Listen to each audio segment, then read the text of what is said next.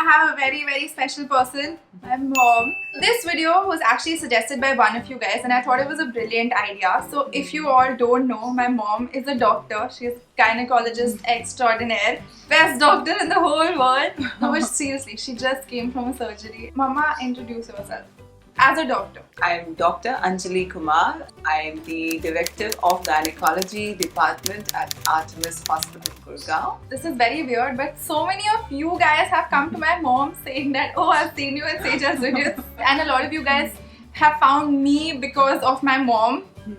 Cross promotion. My mom is very famous. She's very famous. So today basically the idea is to discuss a few questions that a lot of young girls have. I've also had these questions, my friends have had these questions, and I've realized that we're very kind of awkward and shy about going to a gynecologist and actually voicing these questions. We may be googling them, but it's always best to get information from a credible source, and I thought it was a good idea since my mom is a doctor. So we should utilize that, and I hope this video helps. So interview starts now. Question number 1. When should you start visiting a gynecologist, and when you do, how often should we come to you? 16 to 18 years is a good time to first visit a gynecologist, and of course if you're married or if you're sexually active, it is always a good idea to visit a gynecologist regularly. Maybe once in a year or maybe 2 years in the beginning is a good idea. People my age are generally very afraid to go to a gynecologist, and they always ask me, listen, can I come to your mom? I'm just like, aa jao yaar, kuch nahi hoga. What if I miss my period?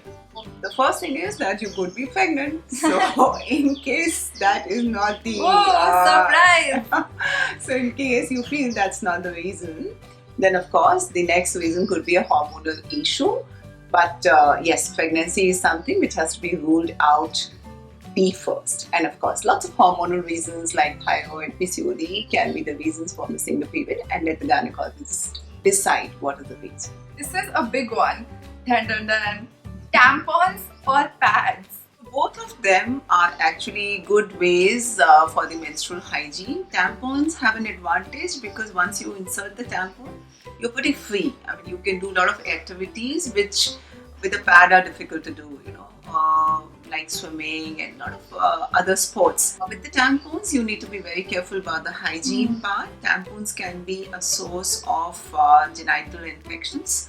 So if you're using a tampon, be very careful to change them frequently. Of course, the same precaution applies with the pad also. The tampon or the pad must be of a very good quality, and you must change them frequently, especially in summers or in moist, sweaty weathers. So how often am I supposed to change a pad in a day? On the second or third day, when the flow of the period is more, changing every 3-4 hours is a good idea. And this is actually true with the tampon. I've heard some really gross stories that people forget that they have a tampon and it's in their body for 2-3 days, and then they realize that they're smelling like a rat.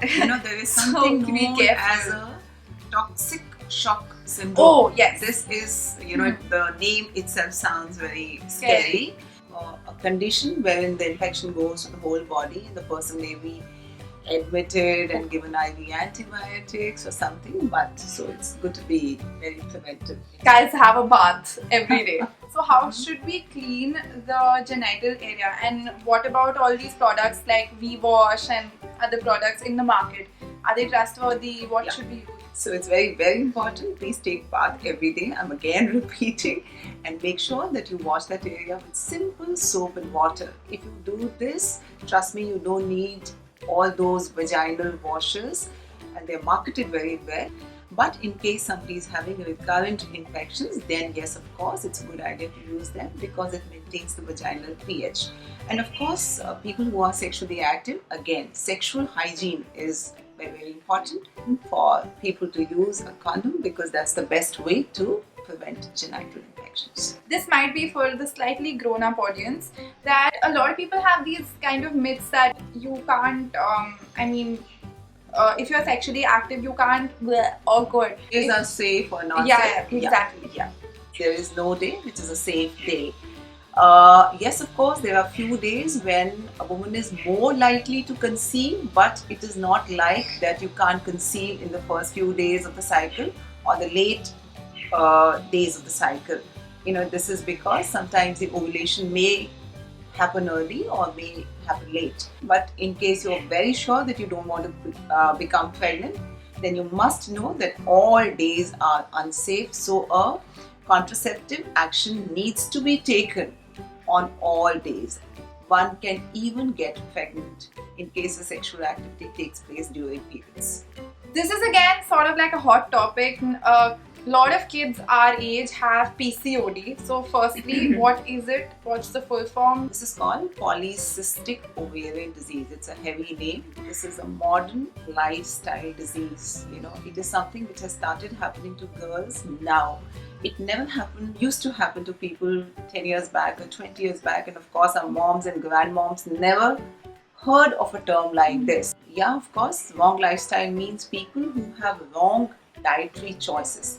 Now that means that people who eat a lot of junk food, people who eat a lot of processed food, of course they do not exercise. Remember I told you guys in a video long back that I like boring food. Now you know why. I am a weirdly healthy person, or at least I try to be. I hate junk food. A lot of people think I'm crazy. So mom always serves boring food. Actually, yes, it's always the roti, sabji, dal, chawal which is the best. Important point, a lot of stress and worry also make a person predisposed to this. Yeah. So people who are constantly on the move, worried with their office and work schedules, and not eating at right times, not sleeping at right times. I always tell her it's very important to sleep at the right time. But this, I'm sure everyone will say this, but for a person my age who's probably working in a corporate job, they have a very difficult schedule. They don't get the time. So what can a person like that do? So we need to find out our own ways. If you feel that your office is going to finish at 10 o'clock or maybe 12 o'clock, please carry your dabba at office and eat homemade food. Make sure when you come back home, quickly change, go off to sleep. And remember, it's important to have uninterrupted 7 hours of sleep every day, minimum. It's very important for the body to recover and recuperate from all the fatigue and all the stresses it undergoes the whole day.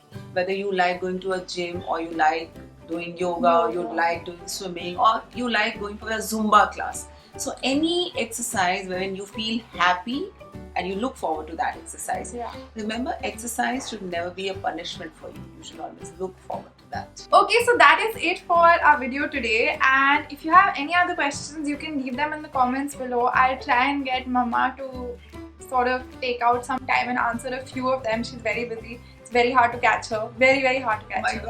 God. And if you have anything else to add, leave it in the comments below. Let's have a nice discussion. And that's it. Please say thank you to her in the comments also for taking out some time.